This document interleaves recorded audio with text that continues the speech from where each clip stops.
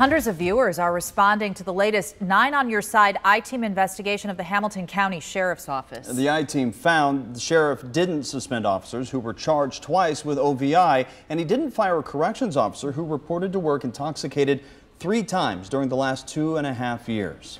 Chief Investigative Reporter Craig Cheatham broke the story last night. He joins us with the latest on his investigation. Craig. Kristen and Craig, our investigation found that 5 deputies and 1 civilian employee have been charged with OVI since Sheriff Neal took office in 2013. 2 of them were suspended. 4 received written reprimands. 3 officers have been charged with OVI twice. Let me see your hand. Corrections Sergeant Justin Hunt was arrested just a few weeks ago on his 2nd OVI charge within the last 3 years. His citation shows he was going 78 miles an hour, 23 over the speed limit. Come on. Come on. Hunt has pleaded not guilty. The sheriff's office has not disciplined him yet. Corrections Officer Walter Brown and Enforcement Officer Donald Four have also been charged twice with OVI.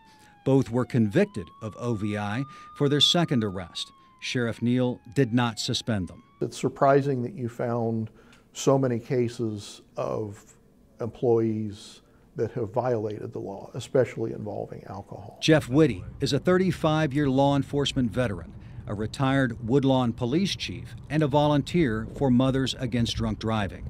Whitty says when police are arrested for OVI, they should be suspended. This is very concerning to me. The I-Team also showed Whitty sheriff's records that reveal Corrections Officer Kenneth Payne drove to work intoxicated twice in 2015. Payne was not charged in those incidents. Payne was suspended for 3 days for the 2nd incident, placed on administrative leave, and received treatment for alcoholism. After that, records show Payne failed to report for work and blamed a relapse for it. A supervisor called Payne a huge liability, adding that it may be in the best interest of the department to terminate his employment.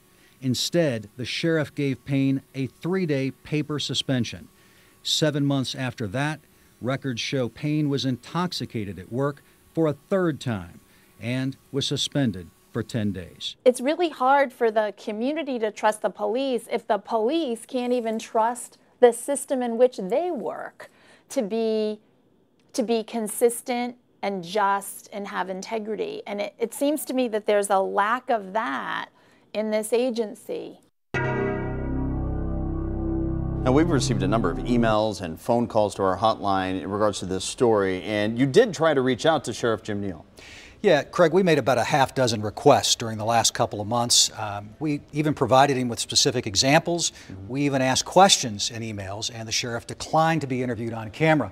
He did issue a statement when he said that the office follows rules and the contracts of the employees' bargaining agreement, and he says that they reach an appropriate level of discipline. That's what he provided in the statement. Right. We wanted to still get an opportunity to talk to the sheriff on camera.